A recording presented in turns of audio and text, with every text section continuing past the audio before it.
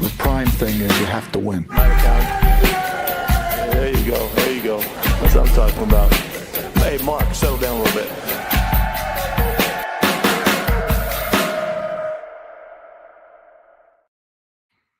All right, welcome back to the Just Win podcast. I'm your host, Ted Wynn. That's my co-host, Marshall Newhouse.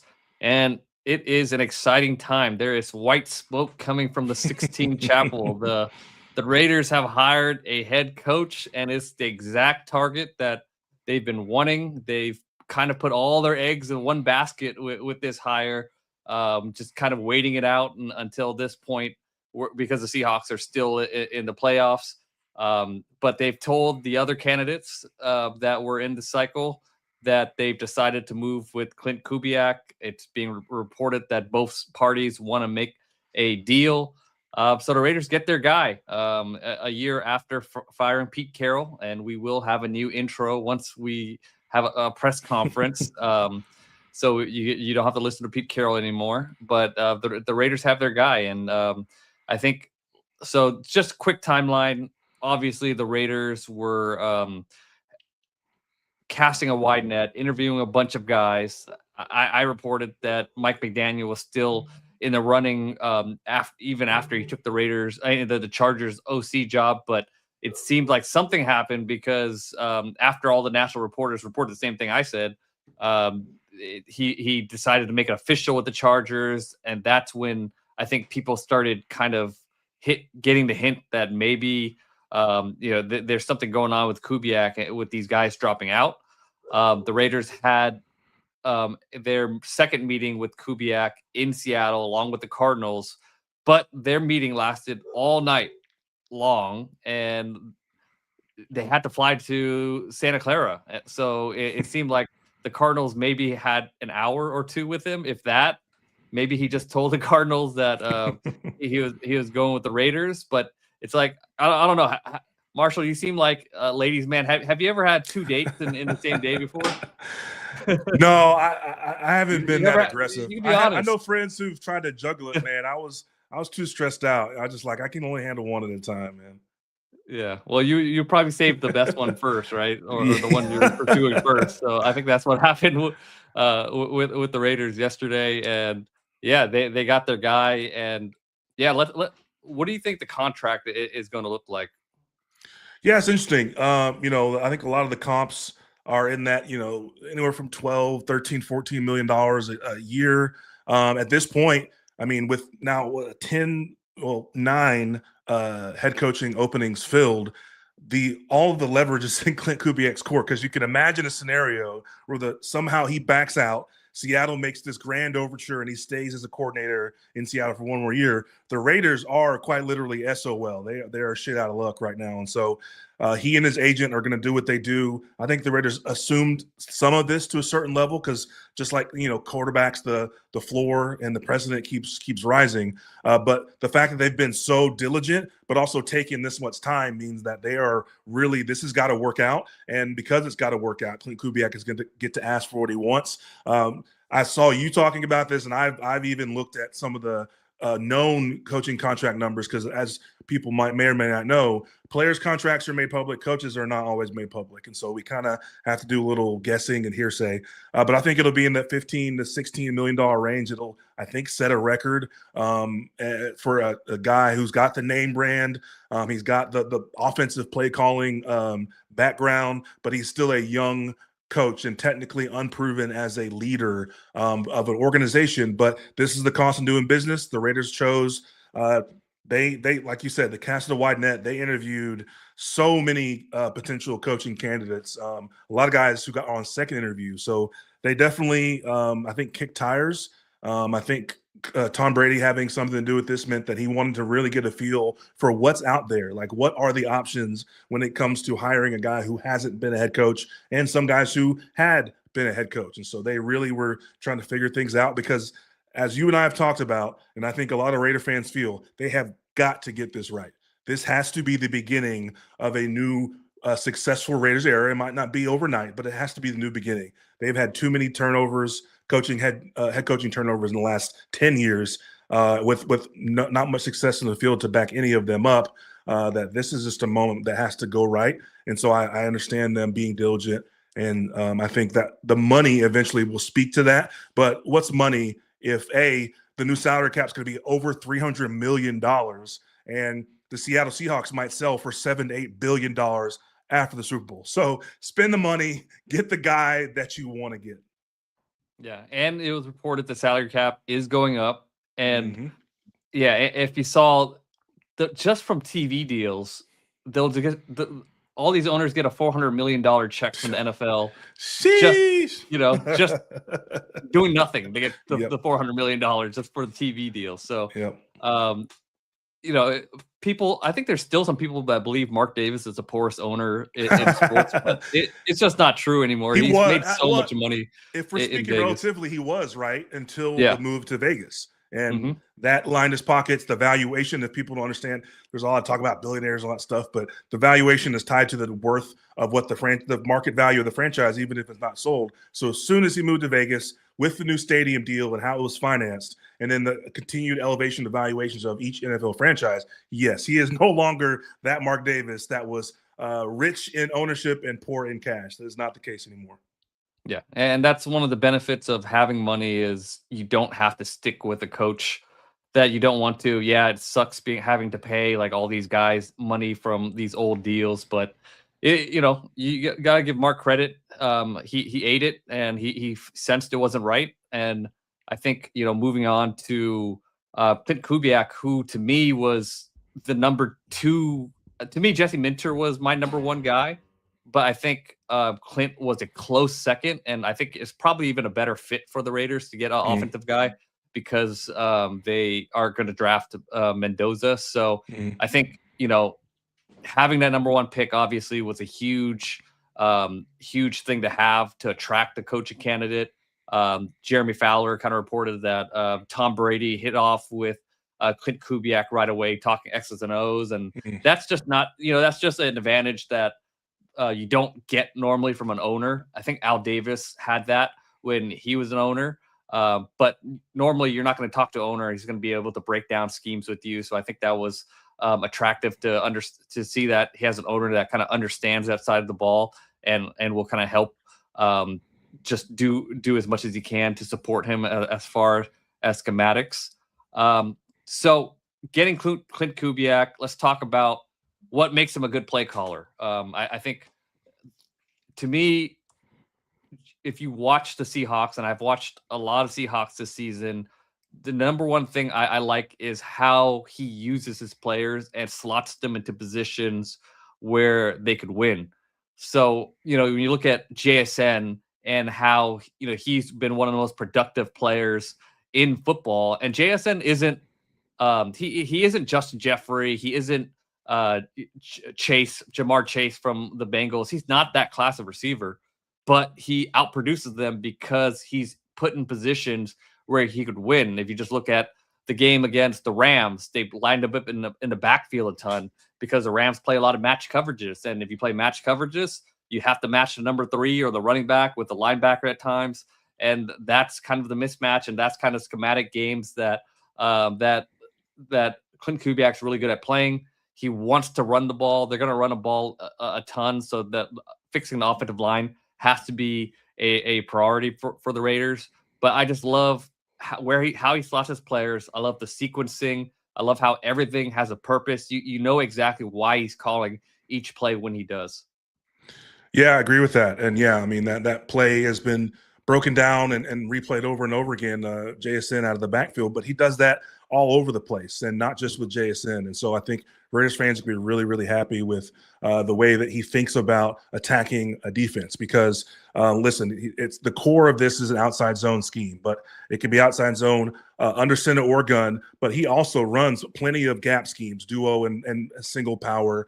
He runs inside zone and he runs pin and pull, but he's a roughly top 10 play caller in 12 personnel. And if you look at the future of this organization, you've got a perennial top tight end in the league in Brock Bowers and a guy in Michael Mayer who is vastly underrated even as a young player. And so you got a 1-2 punch that could both be, Brock Bowers serviceable as a blocker. You don't need him to be elite.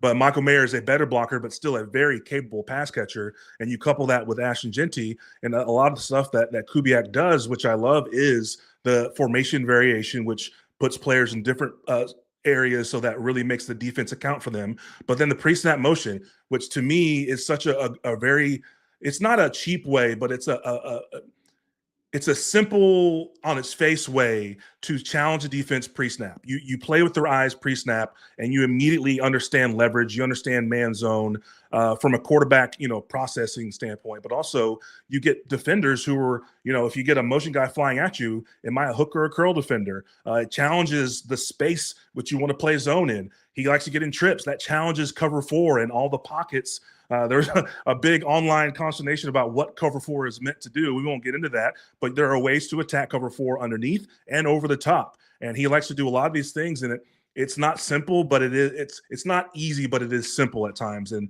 it's from concept to production on the field. He is using players at their best, which you always hear about the best coordinators doing. He's putting them in position to be successful with what they do well, and not, lambasting them for things that they don't do well. That's just a waste of everyone's time. And so he's just been really impressive to me. He's done it with multiple quarterbacks who the league, I think, has thought of as not elite. In Derek Carr, Sam Darnold, he was in Minnesota as well. And so you take, I assume, his or his penchant to and grow into a Fernando Mendoza and mold him to see see the game how he sees it. I think this is a chance for a lot of success, and again, to help build out a roster of guys that you can find value with. Because if I'm good at seeing what you do well and then implementing that in an intentional way, and sometimes that means not every team gets a superstar. Not everyone has an all-pro ready-made on their roster. But I do have guys who are good at football. They're good at certain things, 1, 2, 3 things. They're not elite at everything, but I can put them in position to win. And that's what he does really, really well. And there's a lot more technical things that he does, but to me, that is what he's done as a coordinator. Now, what does that look like as a head coach? Because we've talked about this on this program.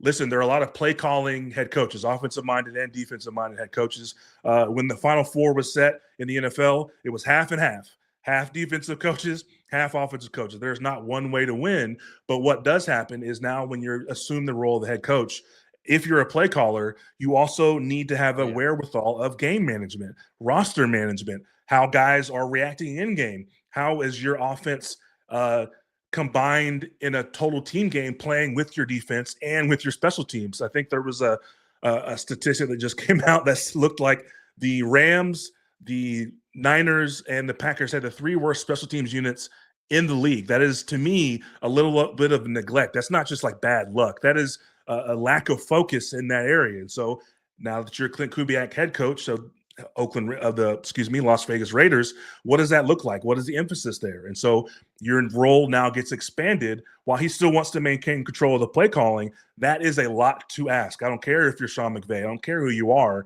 That's a lot to ask. And so how does he, having not been a head coach before, adjust to that? Obviously, Gary Kubiak is his dad. That is something that he's been in the hip pocket of for years.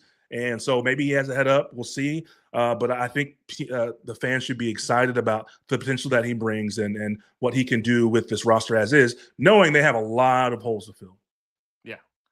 And like you mentioned, it's not just the star players like JSN. It's finding roles for the other guys that aren't superstars as well. And I thought he did that really well with the Seahawks, with their tight ends. They don't have a star tight end like Brock Bowers, but I thought he did a good job with AJ Barner, with Surratt, and just finding roles for them. Cooper Kupp is nowhere near the guy he used to be, but he has a specific role in that offense, and it works really well.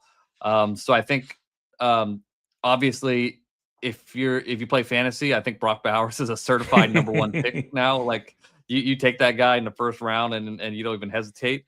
But Michael Mayer is going to have a big role. His specialization is creating explosive plays with heavy personnel. So, even Trey Tucker will have a role. I think he'll play in that Rashid Shaheed type of role. Jack Besh is going to kind of be that big receiver that's kind of like a pseudo tight end to me. So I think they'll line up with some heavy sets with him playing in the wings, and then they could create some openings for him through play action that way. another thing is that offensive line for Seattle was kind of in a similar spot to where the Raiders' offensive line was, where they dealt with a ton of issues with injuries the year before. Some guys questioning the talent on that offensive line, but I think they still need to add to it. Obviously, I think adding a right tackle and an interior would be huge for this offensive line. But I think that they'll be able to get the best from this offensive line, and that improvement from week 1 to now, where they're running the ball and teams can't stop the run against them, kind of show it is a sign of good coaching. And I think bringing John Benton, who was his offensive line coach in New Orleans, and followed him to Seattle, is going to be huge. I think you should even give him the offensive coordinator title. Give him that coordinator title, give him a nice raise, because we've talked about it on this podcast a ton. You would need to have an elite offensive line coach. And if they're able to get Benton, which I think he will, they'll be able to get Benton. That's going to be a huge, huge upgrade to what they had last year. Yeah, that's what I was going to mention, is that the offensive line, whatever level you see them at, is only as good as the coaching and the progression that they get from their offensive line coach. And so John Benton is the obvious one, but again, on its face, it's a lateral move. And so, yeah, how do you entice him to leave Seattle, who's, I guarantee, you're going to try to hold on to him? And if not him, assistant O-line coach Justin Otten, who's been a part of that system, been with Kubiak now and understands that. Do you trust him to come and take over as a full-time offensive line coach? A few other guys that are connected with Kubiak, Phil Rauscher, Chris Forrester, who are currently in other positions. And so, again, you're having to pitch them. And so what kind of salesman is Klint Kubiak? And so ultimately that'll be a big hire. But I think almost whomever they hire will be an upgrade and will help to bring this offensive line on and develop them. Because, yeah, you're going to try to correct in the draft. You're going to try to correct and fill holes in free agency. But to me, Klint Kubiak, knowing that he likes to use multiple schemes that really tailor to the offensive line, is an indicator that, yes, we'll look for best fit. That doesn't mean we have to overdraft or overpay, because we have an idea. We have intention behind what we want to do in that offensive line room and the scheme we want to run, and how we'll protect them if there are deficiencies with in the passing game. And that is such a huge deal, is understanding what guys can and cannot do and calling plays accordingly. And so the O-line coach would be a big one. Tell me again, this is about Klint Kubiak, the head coach. How do you see the other side of the ball? How do you see the defense taking shape under him? That's going to be a huge question, because it was so late in the process hiring him. A lot of the big names are off the board. Obviously Jim Leonard was a guy that was a hot name that was going around, but he was hired by the Bills. So I think the assumption is that he is going to try to bring Adin Dirt. I don't know how to pronounce the name. Adin Durde from the Seahawks, who is British. I know he's British, but he doesn't call plays with the Seahawks. But he's been with McDonald. He knows that system. Obviously, it's a very hot system that people want a piece of. Jim Schwartz has some issues with the Browns, but I think they really want to keep Jim Schwartz, and I think it might even take a trade to get them to let go of Jim Schwartz. But a name that I'd be interested in talking to is Joe Casper, the secondary coach from the Eagles. That's going to be a name. That's going to be a hot name next season. Is he a Fangio guy, or is he he's a Fangio guy? Fangio took him with him from Miami. He's been with them. He's a young guy that knows ball. So I think you're a little early on him, but I think talking to him would be great. Yeah, and it's kind of a theme with the head coaching hires, is a lot of these hires have been guys with experience before. So Klint Kubiak is one of the few without head coaching experience. And so how does he balance out him being an offensive coach with the defensive coaches? Do you go with, again, a younger guy similar to you who's up and coming, who's got a lot of room to grow, or do you get an older, like a Raheem Morris, potentially, like a guy who's got his own system set in his ways, but that can install it quickly and can kind of bring you along a little faster and help you with also game planning and game management, a lot of those things that we talk about that you could even say Sean McVay struggled with towards the end here. And so these things are all kind of connected. Yeah. Rob Leonard is another name. He's been the defensive line coach with the Raiders, but they've blocked interviews for him before for other teams considering him as a defensive coordinator. I don't believe that it's been announced that he left with Patrick Graham just yet. So that's another name to watch out for as well. So there are some interesting options at defensive coordinator still. So obviously it's going to be a huge hire. But I think just getting the offense in place, getting the offensive scheme right is going to do wonders for this team, and it's going to do wonders for Fernando Mendoza. So when you look at free agency, you look at the draft, what kind of players do you think the Raiders need to add for Klint? Yeah, I'm a big fan of. We've talked about Linderbaum all season. I think, but he'll be coveted not just by us, but by the Raiders, but by the Ravens to kind of stay put. But I think bolstering the inside there at center would be a huge deal. But also, if he's unattainable or that number is just really really too high, Connor McGovern I think is a veteran center who can also play guard, but has a lot of snaps, a lot of reps. And then Cade Mays, who's a younger guy who kind of came in instead in Carolina.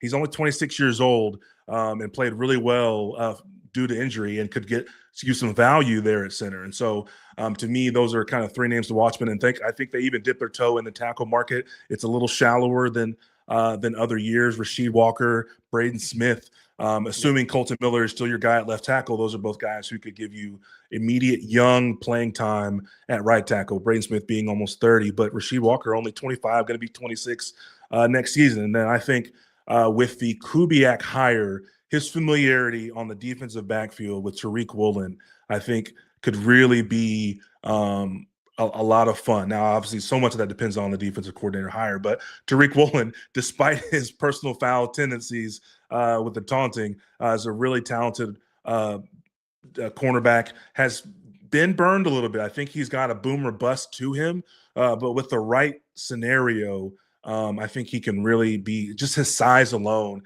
And then one of the best things about that Seattle defense is the penchant and the actually willingness of the corner specifically to come up and play the run.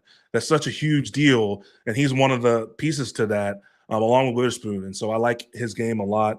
Eric Stokes, who you already have had in the building, I think could be a value re-signing in free agency. And so to me, offensive line, defensive backfield, and then maybe a couple of interior defensive tackles. There are not a lot of young edges. Maybe you do a rental at pass rushing edge, and then you go build that through the draft.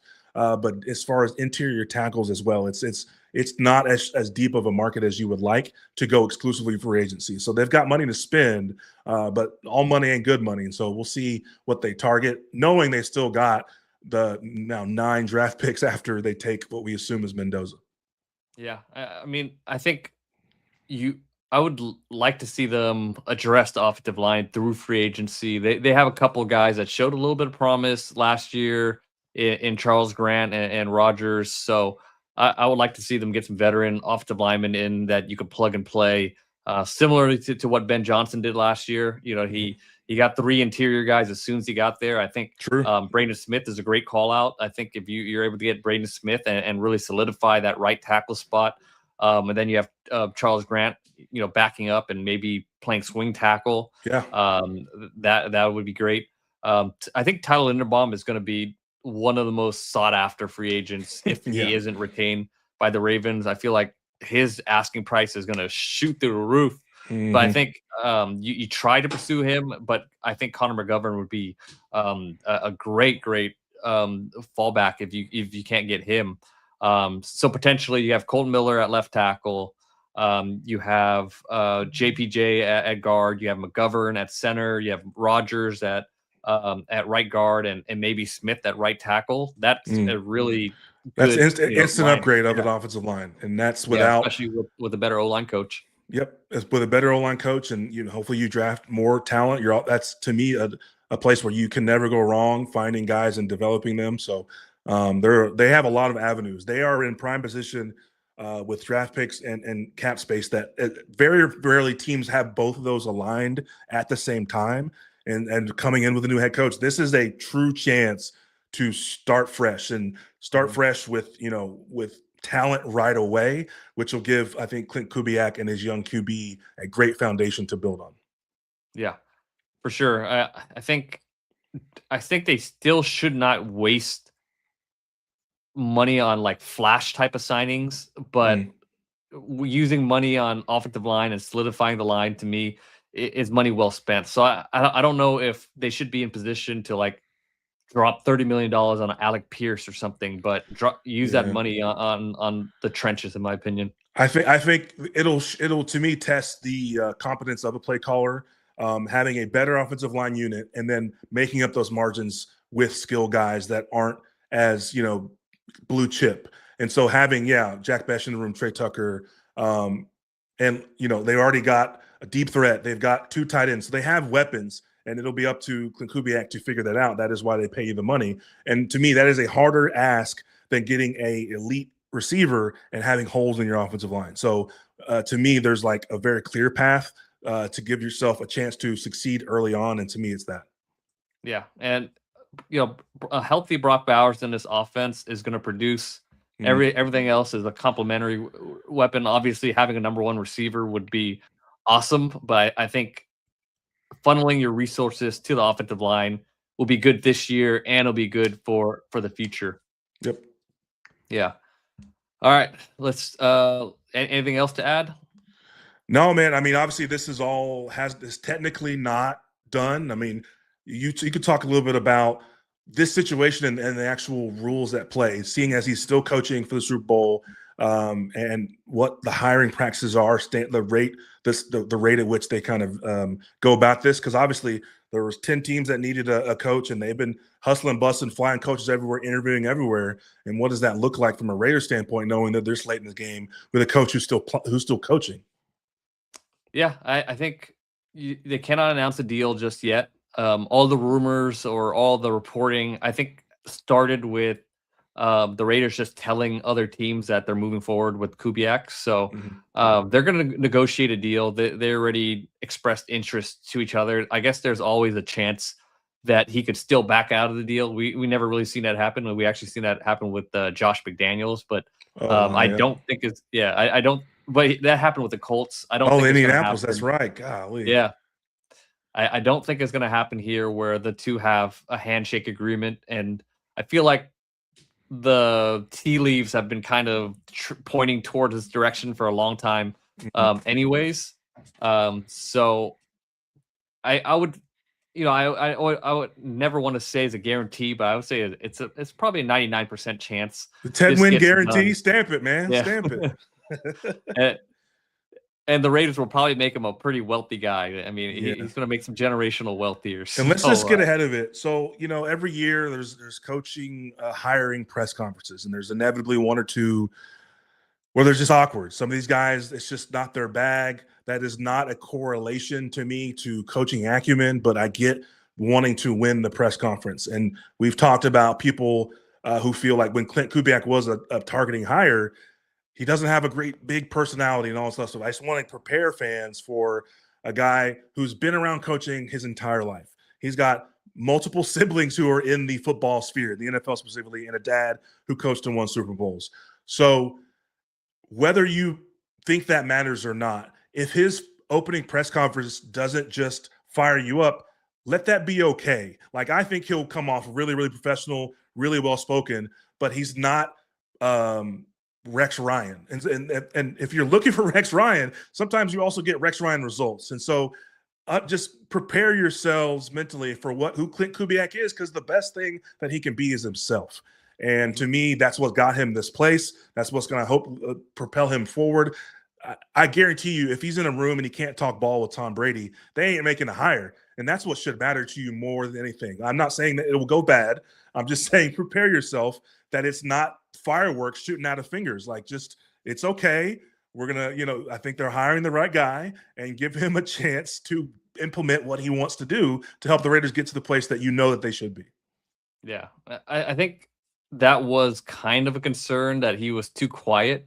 And talking to people from Seattle, they were kind of telling me he's too quiet to be a head coach, but it kind of feels like they were just trying to They were negging tank him, huh? stock to keep him. Because I there's a Klint Kubiak mic'd up going around where I watch him like, this guy's not quiet. Like, maybe he's not bolsterous out there, talking smack to people, but he was coaching, he was being loud. I feel like his personality is fine. And Mike McDonald, he's a guy that people saw as quiet, and he's doing a hell of a job right now. So I think his personality is fine. And yeah, I mean, I feel like he's been in the coaching game a long time, like you said. He's not a guy that's just copying the Kyle Shanahan playbook. Right. His dad was an innovator in this offense. He knows this offense through and through, and I think that's going to be a differentiator beside from guys that are just kind of carbon copies of the places they've been at. 100%, yeah, 100%. So I'm looking forward to it. Obviously, Ted and I were going to be in San Francisco for the Super Bowl. Yes, going to put together some fun interviews and questions and shows, maybe 1-2 shows while we're there. If you've got questions, please message us on socials, leave comments in the YouTube, and we'll try to get to them. We're going to try to get some really fun guests for you guys out there. And as we're all getting ready for this Seattle, New England Super Bowl. Yep, we'll be at Radio Row. Sorry, I know you guys have questions here, but we will answer them on the next pod, or we'll answer them in the comment section. But thank you for joining us. Exciting day for the Raiders. I know it's been a few coaches that have gone through here, but I have a good feeling about this one. And it doesn't. I feel like the other hires kind of had to squint to kind of find the positives. I definitely had to do that last year. Mm-hmm. But to me, I think this is a very obvious good hire, and I have a feeling things are going to work out. Agreed. I'm with you on that, and we'll just wait and see. So appreciate you guys as always. All right, we'll talk to you guys from Radio Row next week.